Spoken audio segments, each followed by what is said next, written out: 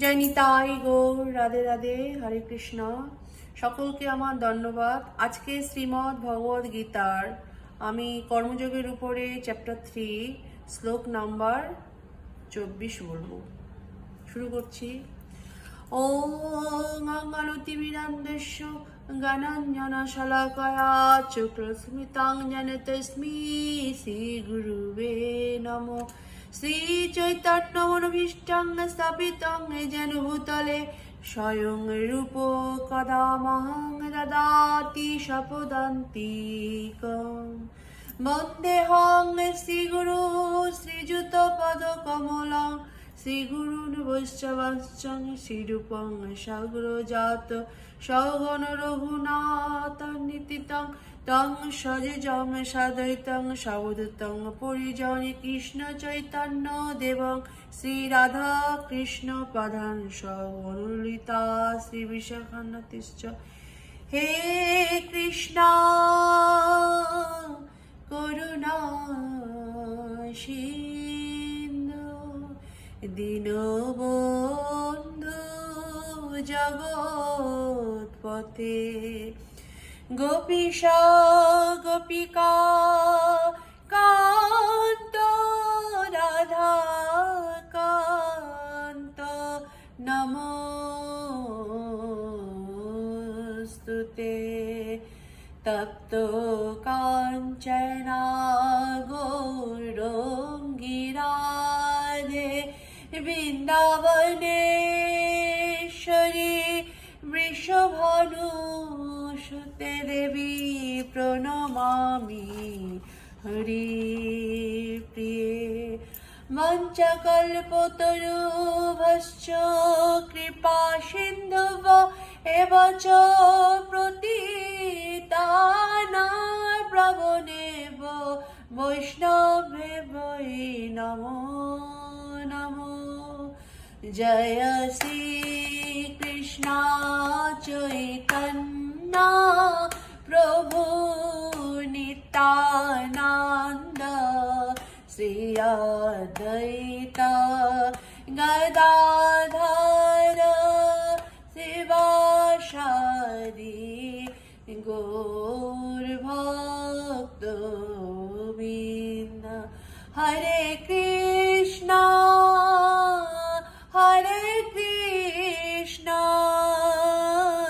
কৃষ্ণ কৃষ্ণ হরে হরে হরে রাম হরে রাম রাম রাম হরে হরে হরে কৃষ্ণ কৃষ্ণ কৃষ্ণ হরে হরে হরে রাম রাম রাম হরে হরে। ভজনি তাই গৌর রাধে শ্যাম জপ হরে কৃষ্ণ হরে রাম। শ্লোক নম্বর 24।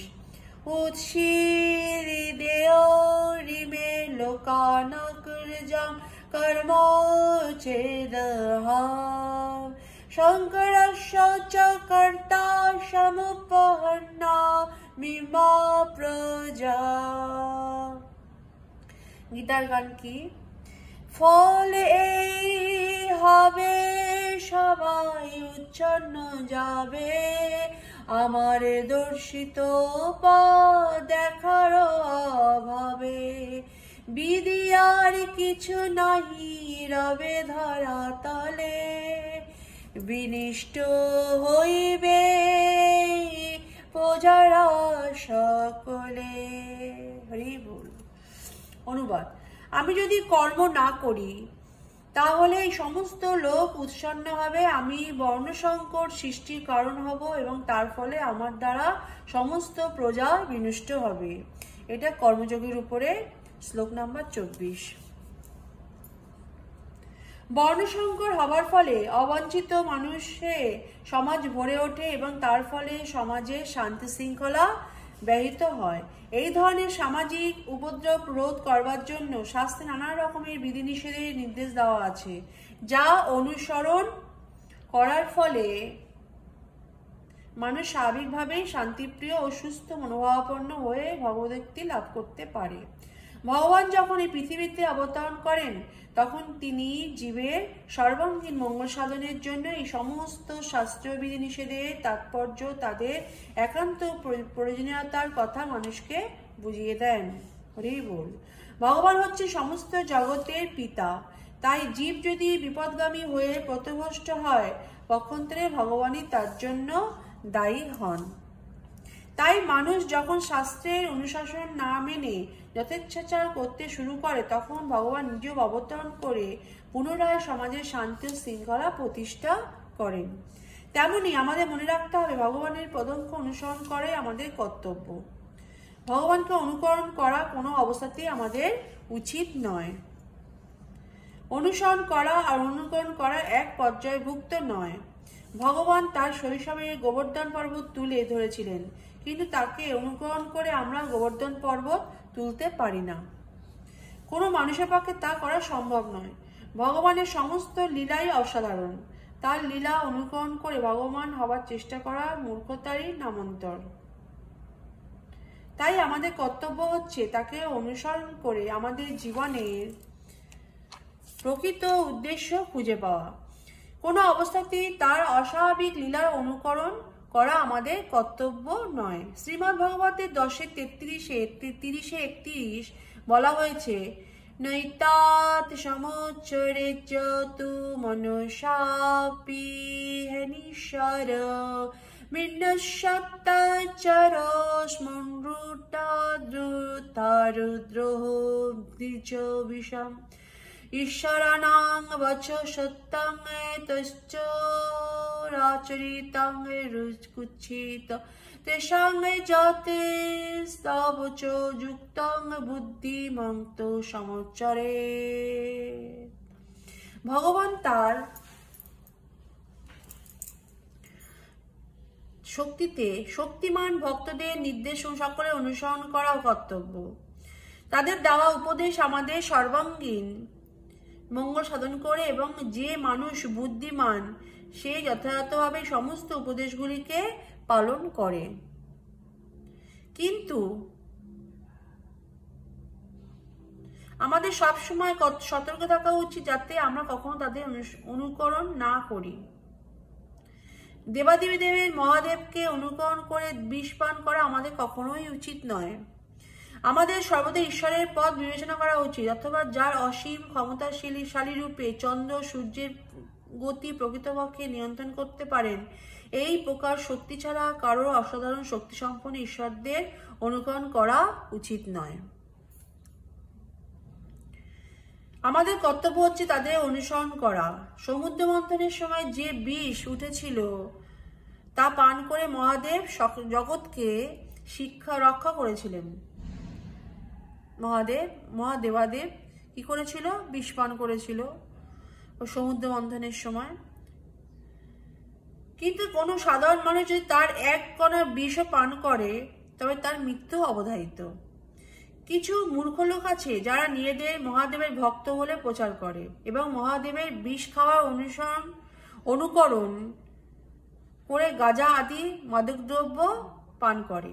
তারা জানে না এর মাধ্যমে তাদের মৃত্যুকে তারা ডেকে আনছে। তেমনি কিছু ভণ্ড কৃষ্ণভক্তও দেখা যায় যারা নিজেদের ইন্দ্রতৃপ্তি করবার জন্য ভগবানের অতি অন্তরঙ্গ লীলা রাসলীলা অনুকরণ করে।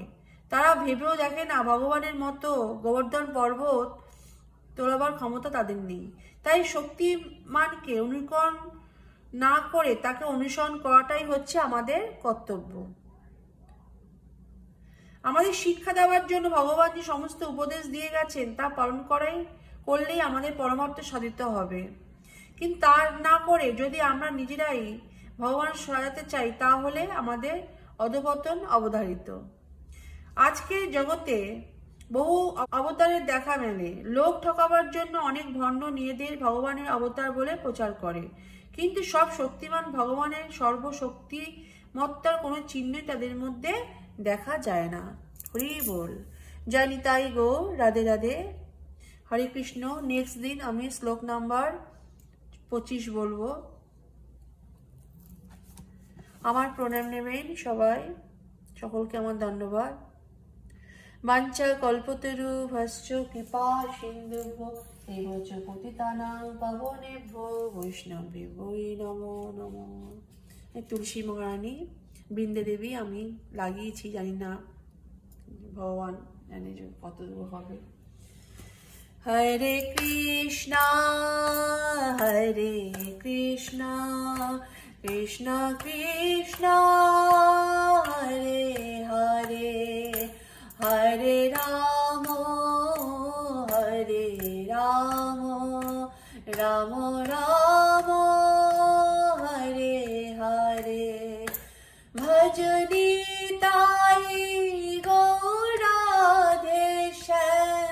জপ হরে কৃষ্ণ হরে রাম। ভজনি তাই গৌরাধেশ্যাম जप हरे कृष्णा हरे राम। जय श्रीमद् भगवद गीता की जय।